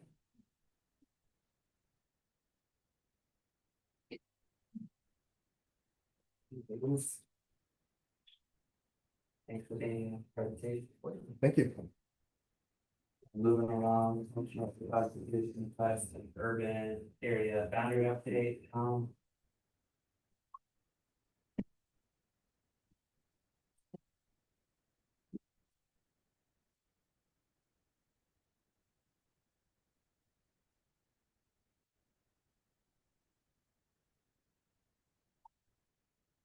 Yes. All right. Fortunately. One again. You probably know at this point, my name is still Tom Porter, and I still work for the Tranquil TPO. And we will be talking about functional classification review and the AUA update. So no fun gifts in this presentation, unfortunately. Just a regular background slide. But by way of background, so I'll kind of give you a little roadmap of how this came to be, and then I'll jump into roadway classification and how that all kind of works. But basically, by way of background, so a federal highway has to update their functional classification after the decennial census. And so, of course, that happened 5 years ago or so. And then we adjusted our urban area boundary, we completed our updates. I'll talk a little bit more about that in a moment. And so at this point, NCDOT is requesting that MPOs review their roadway functional classifications. So we've been doing that. The goal is to ensure overall that roadway classification reflects roadway usage, continuity, and regional significance. We'll talk a little bit more about some of that in a sec, but basically accurate roadway functional classification systems ensure that federal funds are allocated where they're most needed. Today, the goal is just to receive feedback from the TC, but this will be coming back around in October for final approval by this body and the board as well. So what is functional classification? All right. See, everybody's pretty thrilled. Try to keep the energy high. So this is the classification of roadway influenced by kind of the things you would generally expect: traffic volume, traffic continuity, connectivity, roadway design, surround the road, right, development, and the importance of that roadway. And so there are 7 categories by which you can classify a roadway. The biggest being, right, like interstates, small speed local roads, you get a whole bunch there in the middle. So we've got 7 categories we can kind of work with. Now the question becomes, how does the urban area boundary fit into this? So by way of a little bit of background, the urban area boundary or Triangle West, or the adjusted smooth census urban area boundary, lots of words, was approved by Federal Highway on January 16th, 2025. There was one unresolved issue at the time. It kind of came with a little catch that the TPO needed to figure out what they're going to do with Governor's Club adjusted urban area. And so FHWA and NCDOT essentially provided 2 options to connect that AUA to Durham's AUA or remove the Governor's Club. Eventually decided to remove the Governor's Club. And so with that finalized, reclassification on our end could move forward. And so I don't think I'm breaking any news. These are Triangle West boundaries. We'd be, I don't know if the. Yeah, laser point gets lost in there, huh? No, right, we have the TPO boundaries. And then we have the urban area right there in the middle, 2 shades of purple fish. And so, yeah, I'll talk about next. Well, we have kind of 2 sets of requests. We have the functional classification requests in Orange County, in the city of Durham. And so I'll talk about Orange County first. And so these are. I'll have a map in a second, so don't worry, we'll go through them. But these requests are in large part due to increased traffic on those roadways, as you'll see, connectivity. Some development around them. One important note is that these reclassification requests are done with what those roadways are doing now or this year, not what they're going to be in like 2 or 3 years or something like that. So it's very much kind of a, you're taking a picture of what things look like. And then, yeah, these Orange County ones done in conjunction, obviously with Orange County, received feedback from NCDOT at this point as well. And working with Orange County as well as Burlington Graham NPO to make sure that if a roadway is classified one way on our side of the line, that when it crosses the line, right, the boundary doesn't magically change into something wildly different. So 5 requests here at the top, Buckhorn Road, all these going from minor collector to major collector status. Buckhorn Road is the smallest, Lawrence Road, Lebanon Road, New Hope Church Road, and Schley Road. So look at a map here of Orange County. So we've got those segments are all circled here. So we have Orange County right here. You can see this here, this kind of black line is going to be our TPO boundary. Over here, you can see the border of Orange County. And then we have our 5 class or reclassification areas. So in the top left, that's Lebanon Road.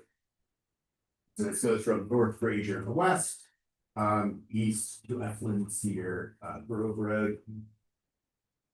And at top right, that's Schley Road from St. Mary's in the south to Sharon Church Road in the north. Right there, so you can see that these connect to our boundaries. So in terms of our boundary, I guess getting sorted out after the census, that changing, if we use these kind of pockets where roadways need to be looked at.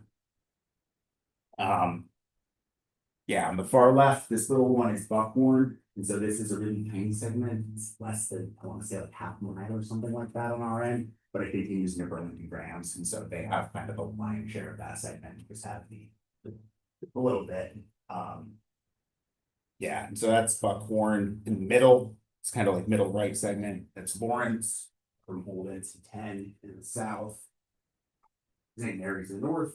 And this is one that, while they all have seen increased traffic from the last time this was done, this one, obviously, there's a lot more connectivity going on here with US 70 A east, US 70 to the north, and then I-85 right there. You have these kind of major thoroughfares that roadway is interacting with. And then at the very bottom of your screen, a New Hope Church Road from NC80 or old NC86 west. And that goes to I-40. So that was one that was originally a little longer, but with NCDOT's feedback suggesting that we adjust to I-40 there to the east. So that's Orange County. And then moving over here to the city of Durham, only 2 requests within the city of Durham. And so at the bottom here, this is mostly Ellis Road, but also the Northeast Creek Parkway and Sohi Drive. But this will connect Cornwallis to the west, here we go, to South Miami over here all the way to the west. So that's going to connect here, of course, run right by or across 85. So that's a road that sees the increased I've seen, which I should have put that, just more vehicles traveling that length of road. But also that connectivity to 885 is important. And then a little segment there at the top. And so that's Ellis Road from Glover Road and here. Roads right up there. Crosses 147. And so that's a smaller one. It doesn't provide as much connectivity. But it has seen increased with a larger share of drivers on that little segment of road. And so that's the reason for that suggested reclassification, both these roads going from local to minor collector. And so that's the those changes for the city of Durham. Yeah, that brings us to the end. So a lot of fun. Sorry, we should have said chatty. In Orange County, could you go back to the Orange County songs? The Lawrence Road, widening, which would come likely from this. The Rigsby Dock House is along there, that's a National Register property, it's also one of only a handful of local landmarks in our county. And it's literally it's a rock house, it's actually quite cool, but it has a rocks wall in front of it. Okay. You might check in with Orange County and Peter Sandbeck to make sure that that's not damaged. Okay. Part of this. Sounds good. What was It's the Rigsby Dock House. I can send you. Okay. Sounds good. Yeah, that I'll check in. I can tell you that originally that request for that came from Orange County. So, but yeah. There used to be a lot of accidents with people hitting the stone wall. It used to be in the newspaper a lot. Yeah. Gotcha. It's a cool house. We live in. I love the house for it. So Stands in the wall. Really cool. okay. Yes. Did the city of Durham reputations change among the folks? I thought they were going to major, but I was wondering. Or at least one of them. They shouldn't have, but I can look into that. Okay. In depth. These memo says that this enhances eligibility for federal and state. Like how do we do that? I guess I'm wondering, why does this matter? Yeah, so it's a great question. So basically, outside of if you're within the TPO boundaries and outside of the urbanized areas, so the Orange County ones in particular, it does make you eligible for certain streams of federal funding. No on campus, you can't get it, not the last slide. That applies over here. So if you wanted it to ever be, what we'll do, the RFF funding over here, it's gotta be from the classified list. So meaning above local. Above local or? I'm not sure what I get from exactly. Sorry, I'm a transit guy, I'm not waiting for that. No, Yeah, there's questions, comments. No, thanks, Tom. awesome, thank you. Two more items, bear with us. Strategic plan, Doug.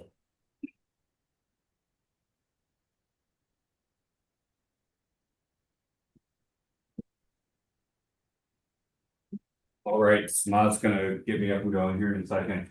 How'd everybody do on their first week of fantasy football? Did anybody play?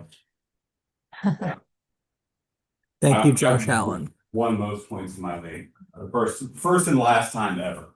So I'm really excited about that. We decided to do a weekly payout for both points, so that'll just offset the rest of my fee loss here. Thank you very much. I'm glad to be here today to talk to you all a little bit about our strategic plan and organization assessment. If you'll remember, I believe it was December, we had a TC retreat where many of you all met with our consultants. And I wanted to follow up with that. I believe in your packet also there was a summary from that retreat for you to review. And if anybody has any questions or follow-up comments, please reach out to me after you advance to the slide, please. Or am I supposed to? Whatever you Will want. it work? It will work. Okay, wow. So this might be kind of back to basics, but what is a strategic plan? Well, it's the way we help understand what it is we should be doing. By having a identified mission, a vision for how to do that, and then some goals that we step through and actions. So we take that and then we go through an organization assessment review. So it's okay, other organizations like us, what do we need to do to perform better, perform well, and meet the expectations of our strategy. So as part of that, we had some activities. Again, I mentioned the retreat you all were a part of. The TC was not the only body that had the retreat. Our board had a retreat and our staff had a retreat. And there were separate summaries for each of those items. As far as the organization assessment goes, our consultants came back and spent a lot of time talking with Triangle West staff. Got a lot of really great input about the work we do, who they are, what they want to see as part of the organization, what they want to see personally as they grow in their careers and learn more. And then also they reviewed several peer organizations for best practices, both inside and outside North Carolina. So they looked at our friends at Campo to the east. They looked at the Wilmington MPO, Wilmington, North Carolina MPO. They looked at the Miami MPO. They looked at Nashville, and they looked at the capital area MPO in Texas, which is the Austin area MPO, as comparable organizations. And those comps were sort of situational, but also best practice oriented. So, for example, the Miami NPO is regularly held up as a leader in the country for NPO outreach efforts. And that's really important to us here at Triangle West, which I'll get into in a moment. So they felt like that was a good comp for us to look at. So again, back to that strategic plan. Out of that plan came a set of values. These shouldn't surprise anybody here. These are the values of why we do things, what we do at a very high level, and the outcomes that we're looking for, or not the outcomes, the motivation behind all the work that we do. So again, this shouldn't surprise anyone. You would expect if we were to show these, I think, to all of the MPO staff across the state of North Carolina, they would say that is Triangle West set of values right there. Which is, I find a lot of pride in that we are identifiable amongst our peers based on what we work on. So those values lead into some strategic focus areas. These are the 6 focus areas that we'll be working on, as Tom mentioned in the UPWP, and structuring our program around.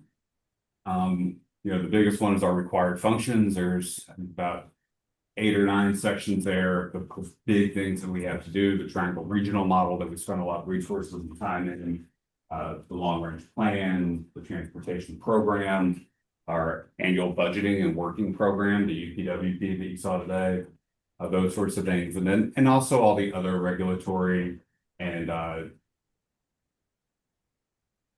mandates, kind of weird word, required things.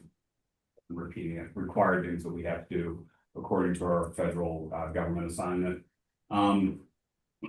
Working with our partners, a big thing that came up in talking with our board was evaluating the current state of our infrastructure and where it is in terms of maintenance. That's not just, is this road in good shape or is this bridge functionally obsolete? That's also what's the state of our transit infrastructure? What are our vehicles looking like?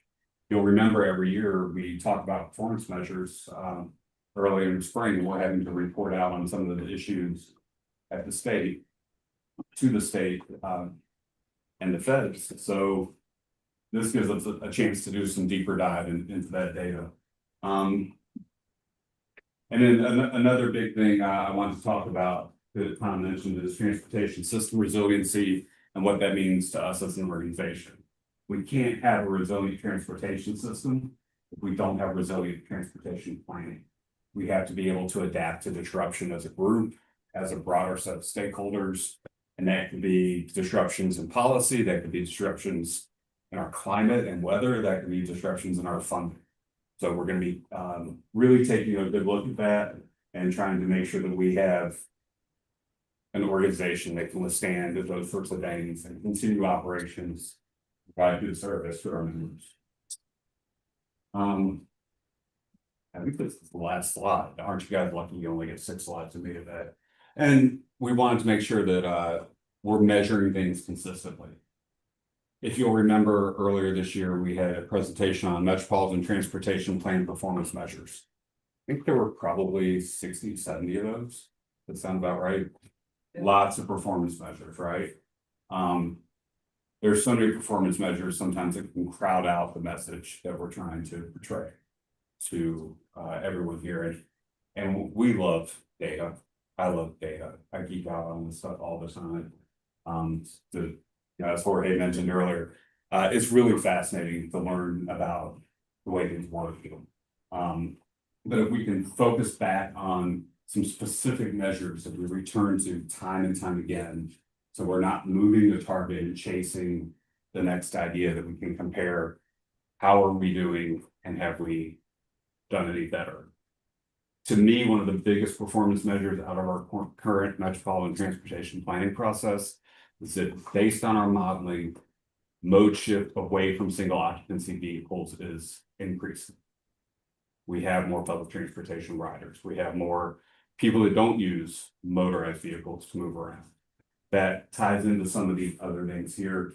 But that can also mean that we have some change our approaches and to reducing crash rates, because now we're chasing a different kind of situation and trying to mitigate it.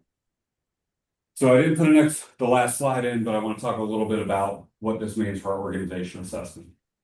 As you saw earlier, we're trying to implement some ideas for how we as an organization, just doing the things we do now, can be more sustainable.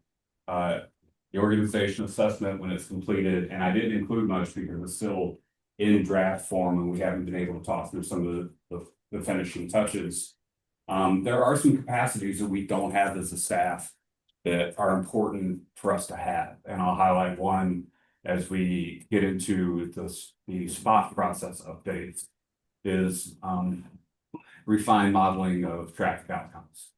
So we have this giant regional travel demand model. This is the outputs. There's a next step of taking those outputs and further refining them into alternatives based on roadway improvement projects. That's a very specialized skill set. Not that we have to have somebody that only does that, but we don't have that kind of capacity now. So we want to make sure that we're understanding, we're able to present the information to you all as stakeholders and to our elected officials, who we all know like to know the details. They want to know how things work.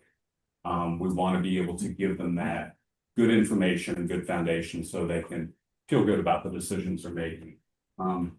Ultimately, that will probably mean that we're going to propose adding staff.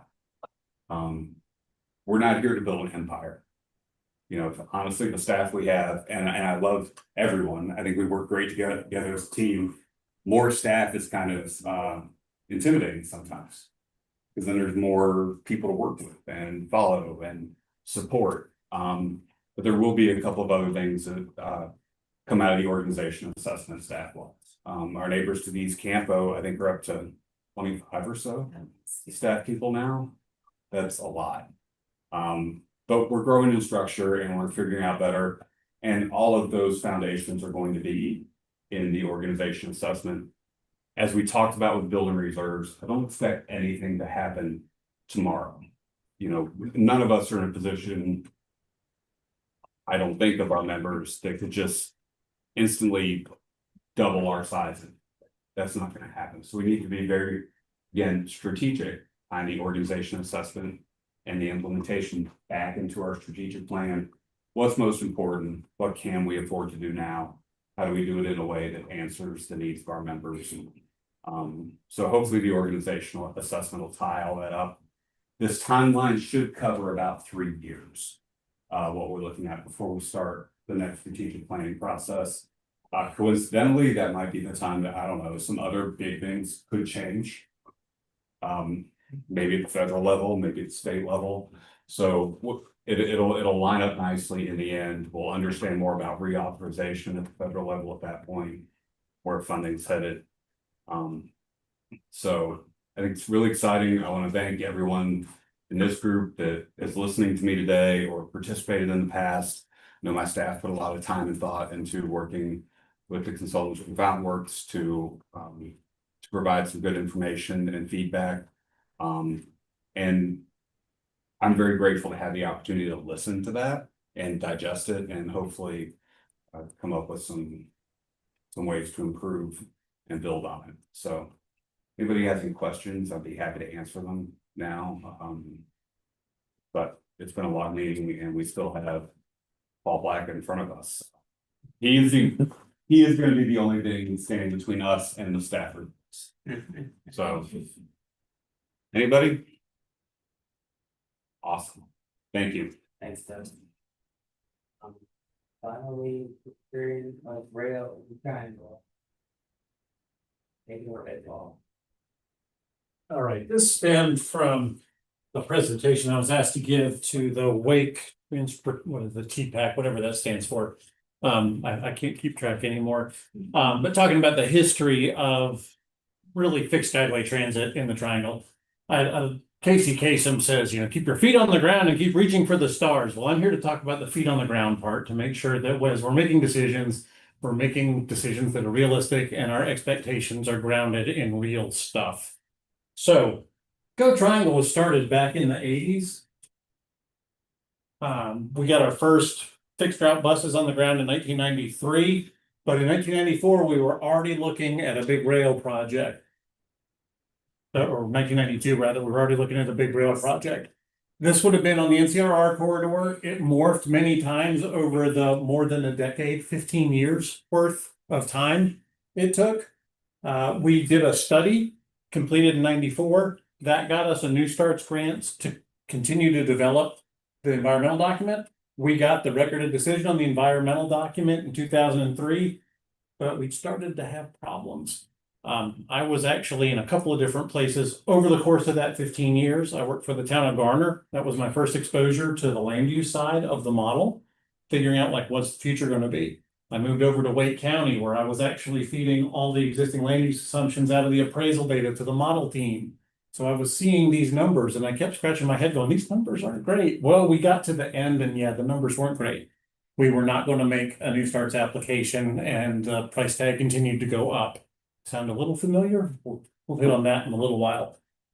That formed the STAC, which was the Special Transit Advisory Commission. They met here. John Hodges Koppel led that from the staff side. I was working here at the time, so I got to be on the periphery of it. So I got to be in generation 1. I got to be in generation 2. There's some of us.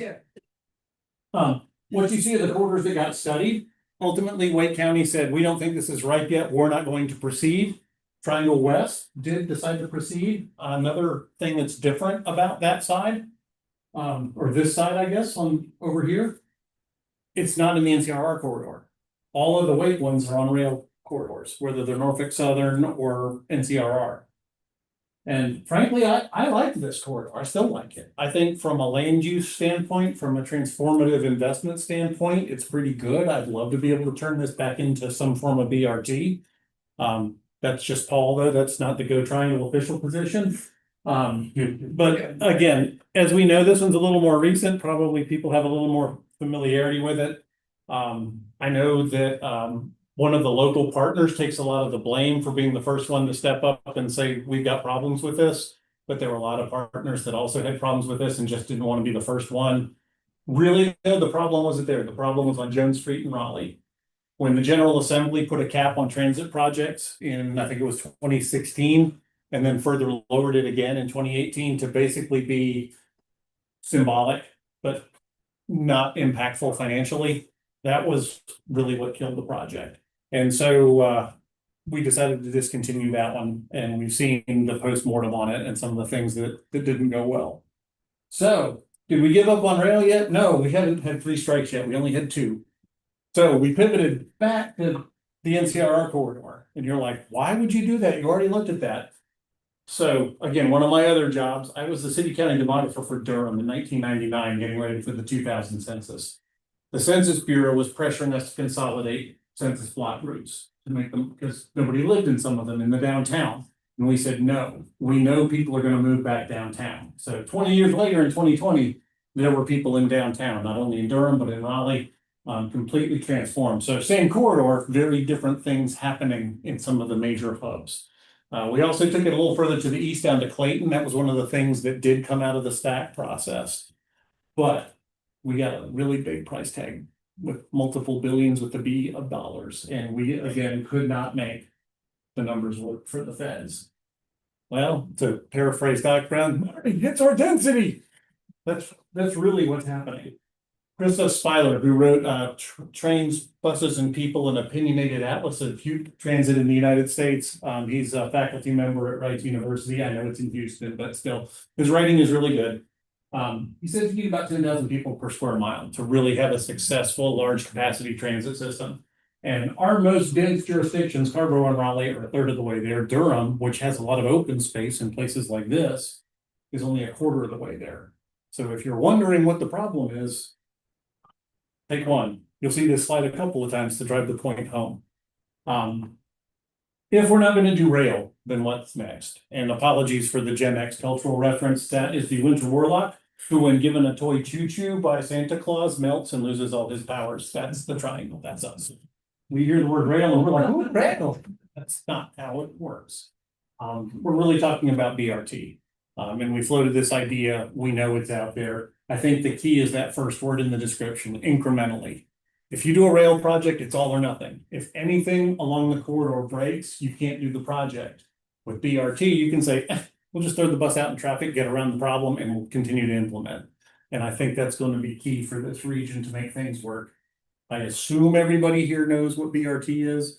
So I won't go into a lot of detail on this slide, but if you don't, it's essentially just, it's got stations. In some places, it has its own running way. The road that's up there in the front there, that one's in Connecticut, is bus only. So it's essentially railroad tracks just made of asphalt. I don't think we have any of that in any of our BRT projects. I don't know if there's any in Chapel Hill. There might be a small piece of the Southern BRT in Wake that will be on its own guideway.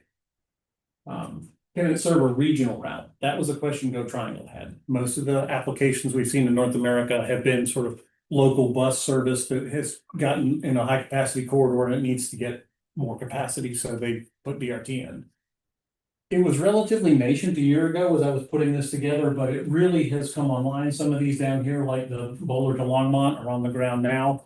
A lot of them are starting as sort of glorified arterial bus where they get queue jump, signal preemption to get through the signals quickly. They'll add stations. Again, this incremental thing isn't just getting your own guideway, it's also in how you actually put the service on the ground. But you can get it on the ground fast, you can slowly add to it and incrementally improve it. So it's a great start when you've got places that are dense enough to make traffic break down, but you don't have enough density region-wide to make a whole system work. And to me, I think about places like North Hills in Raleigh is a place where traffic really breaks down right around North Hills, but everywhere else, it's pretty much still okay. I mean, it's busy, it's a big city, but it's okay. So BRT though can step into those busy places. If you can make a niche in a trafficy spot to get the bus in and out of traffic, once it gets out of that bottleneck, it can move pretty quickly. It's a gateway to higher capacity transit systems, and the LA Orange Line, which you'll see in a minute, is one of those. It does have limitations to capacity. When I wasn't at Go Triangle and Patrick McDonough was, that was always his big argument. He's like, well, what happens when we're at capacity? I can only put so many buses into the corridor. Whereas a train, I just add a car. I'm like, yeah, but again, it's an all or nothing proposition. If there's one piece of track that doesn't work, your whole project goes down. So the LA Orange Line started out as a BRT in 2005. It has been converted to light rail. So I think if there are folks who are still skeptical that BRT is just another bus, and why are we spending all this money?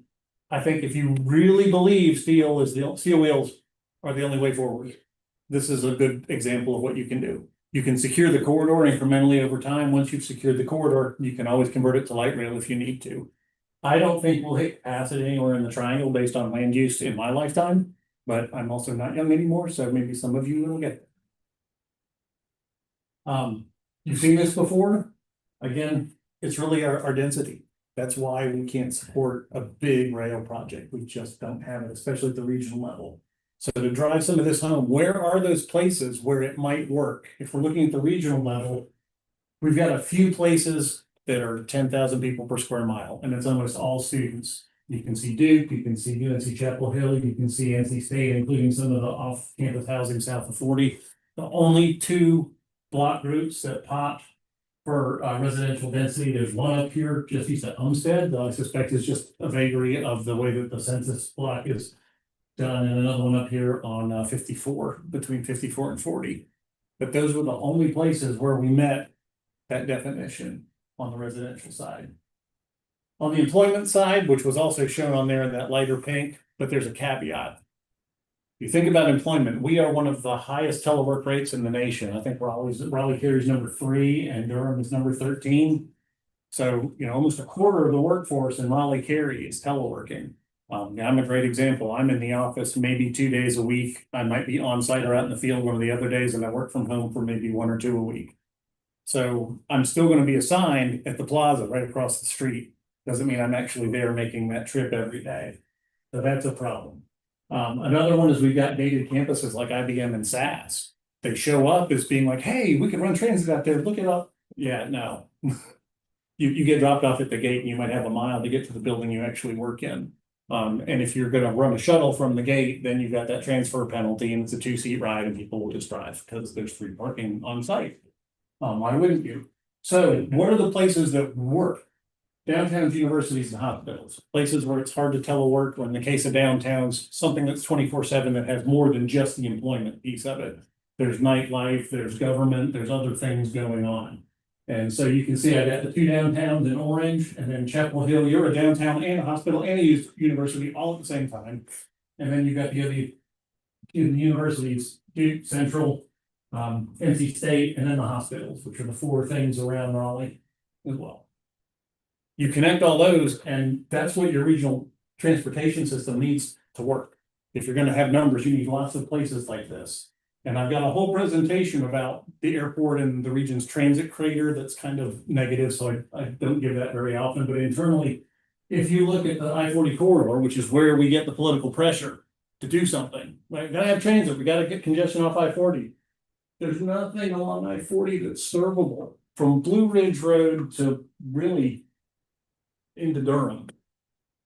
I mean, you've got Umstead State Park, you've got Shank Forest, you've got a gated campus at SAS, you've got, big office parks. They look great and we think, hey, it's all about employment. But employment is only good for some trips. It doesn't really support a big investment if you're only making commuter trips. And Go Triangle's numbers, we are still a commuter-based service. We're about 50% commuters. Most of the local services seem to be running about 20% based on the onboard survey that we did back in November, October of 23. So when we look at those regional numbers, it's like, yes, we have some pockets, we have places where we meet the threshold, but when we try to connect it up regionally, it's just too far. I think it's one of the reasons why I like the Durham Orange Light Rail is that distance is one of the shorter distances to link up those places that meet the criteria. To me, it's still a really great corridor. But if we're going to do something transformative here, it's probably going to be incremental. But if you really need rail, think about bus rapid transit as the way you're going to get there. And that's it. How fast was I? That's good. Great.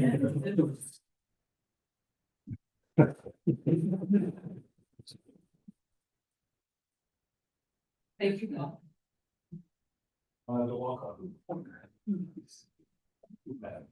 That we're on the presentation, report for TPO staff. We don't have too much other than what's in the staff report. I know Doug foreshadowed, we're working on getting the intersection control evaluation policy procured. So expect to see that on an agenda the next month or so. That's about all we got. Oh, and the Regional Safety Summit, sign up is available and we hope that you all will attend. Have we checked the numbers on that yet? Yeah, we're at, 38. Okay, Was that open till some? it's open until it's full. and it will fill up, It will fill up even if, because Veronica Davis is gonna be a great speaker. and if you're debating on going to the ITE annual meeting or the summit, it's a tough choice, but we think programming will be a little better. And you get a book. You get a call. Report from the PC chair, I don't have anything today. NCDOT reports, division 5.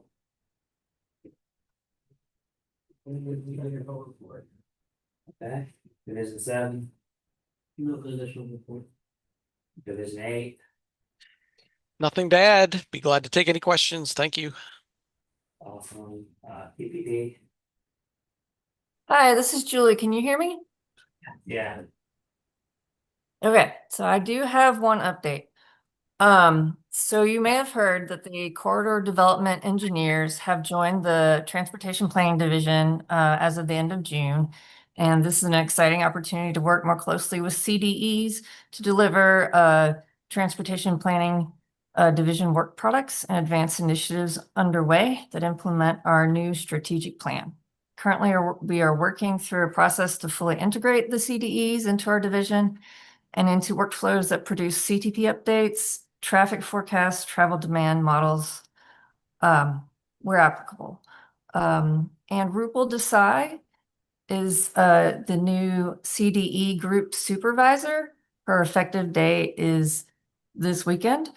She brings a broad and diverse range of experience to this role, including positions in the Transportation Planning Division, Feasibility Studies Unit, STIP Unit, as well as key roles within NCDOT's Division of Planning and Programming. And that's all I have for updates. If there's any questions. Thanks. Traffic operations, are you still with us? Yeah, I'm John here. Good afternoon, no report. Thanks. Anyone from IMDO? No. Next meeting is October 14th, looking for a motion to adjourn. Move all. Second by Ellen, on favor. Thanks.